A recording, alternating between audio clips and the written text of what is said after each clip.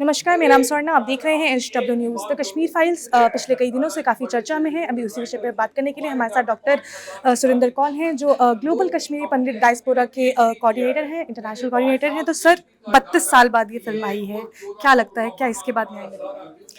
देखिए, the Kashmir files का initiator, इसका इंटेलेक्चुअल, लॉजिस्टिक और रिसर्च पार्टनर ग्लोबल कश्मीरी पंडित डायस्पोरा रहा है।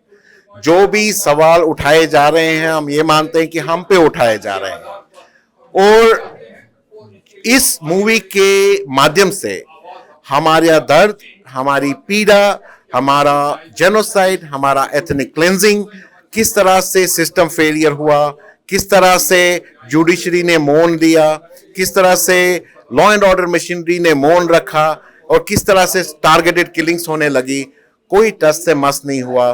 गवर्नमेंट ऑफ इंडिया कोई टस से मस नहीं हुआ। हम लोगों को अपने ही किस्मत पे छोड़ दिया गया। ये इस मूवी के माध्यम से सबों को देखने को मिलेगा, और हमारा उद्देश्य था कि एक स्वतंत्र भारत में इतनी बड़ी त्रासदी हुई कि पूरा समाज का समाज अपने आप को जेनोसाइड और एथनिक क्लेंजिंग का शिकार बना, अपने ही देश में रिफ्यूजी बना, और इसके बारे में किसी को कुछ मालूम नहीं है। तभी हमने रिक्वेस्ट किया था विवेक अग्निहोत्री जी को कि इस पे एक मूवी बनाई जाए।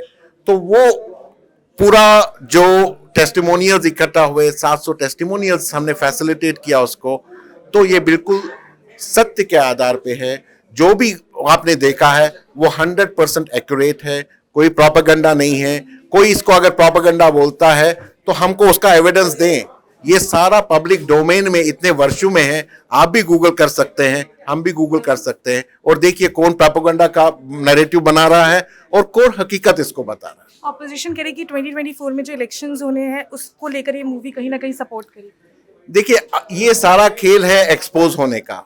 ना तो हम बीजेपी हैं, ना तो कांग्रेस है, ना तो शिवसेना है, ना तो टीएमसी है। इसलिए ये पॉलिटिकल क्वेश्चन, मेरे को मालूम नहीं है वो किस तथ्य के आधार पे इसको बता रहे हैं। कभी कभी मूवी तो रिलीज होनी थी ना। 2015 में होती तो क्या बोलते, 2010 में होती तो क्या बोलते।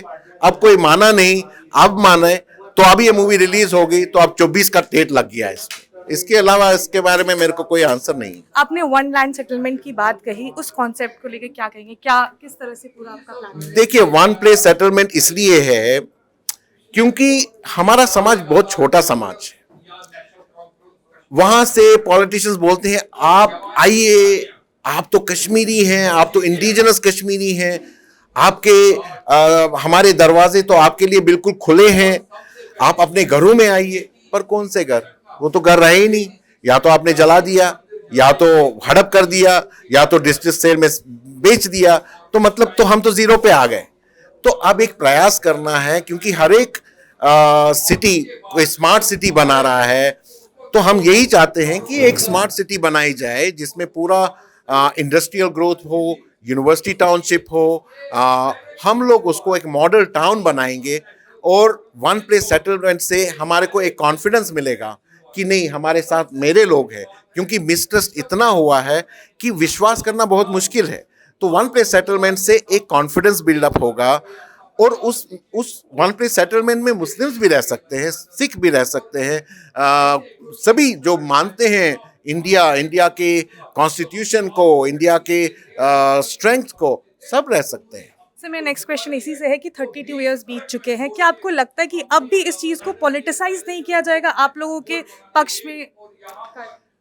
जो इसको पॉलिटिसाइज कर रहे हैं, मुझे उन पे तरस आता है। क्योंकि लास्ट 32 इयर्स से तो पॉलिटिसाइज ही हो रहा है ना ये मैटर कहीं। देखिए, ये हमारी बदकिस्मती है कि ऐसे सीरियस मामले को पॉलिटिसाइज किया जा रहा है।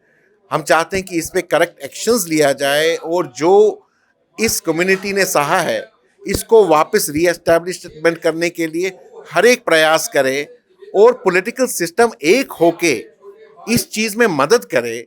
चाहे वो किसी भी पार्टी से हो, किसी भी आइडियोलॉजी से हो। एक त्रासदी हुई है, और हमारा हक है कि उसको रीएस्टैब्लिश किया जाए। सर, मेरा लास्ट क्वेश्चन आपसे कि आप लोग की क्या क्या डिमांड्स हैं? देखिए, हमारी डिमांड्स हैं कि ये जो जेनोसाइड, एथनिक क्लींजिंग हुआ, इसके बारे में एक ट्रिब्यूनल होना चाहिए कि भाई ये क्यों हुआ, इसके कौन से लोग जिम्मेदार थे और क्या सिस्टम फेलियर्स हुए ताकि ये दोबारा ना हो। दूसरी चीज है कि हमारा समाज एक एक्सटिंक्शन के कगार पे खड़ा है, इसको आप सीरियसली लीजिए। और देखिए, एक इंसान को एक्सेस फॉर एजुकेशन होना चाहिए, एक्सेस फॉर हेल्थ केयर होना चाहिए, एक्सेस फॉर एम्प्लॉयमेंट होना चाहिए। ये सब चीज़ें अगर वो प्रोवाइड करेंगी और हमारा रिहैबिलिटेशन, कॉम्प्रिहेंसिव रिहैबिलिटेशन, और जो हमारे मंदिर हैं, हमारे इंस्टीट्यूशंस हैं, उसका देख रेख करेंगे, उसको रिनोवेट करेंगे, obviously these are the simple things to start with. बहुत बहुत शुक्रिया। तो ये थे डॉक्टर सुरेंद्र कौल, जिन्होंने हमें बताया कि जो कश्मीरी जो पंडित जो वहाँ पे जो हिंदू थे जिनके साथ जो अत्याचार हुए थे उसको लेकर लगातार ये आवाज़ उठाते रहे हैं। उनकी सरकार से भी ये डिमांड रहेगी कि उन्हें जल्द से जल्द न्याय मिलना चाहिए। कैमरा पर्सन रजनीश के साथ मैं स्वर्णा झा, आप देख रहे हैं HW न्यूज़।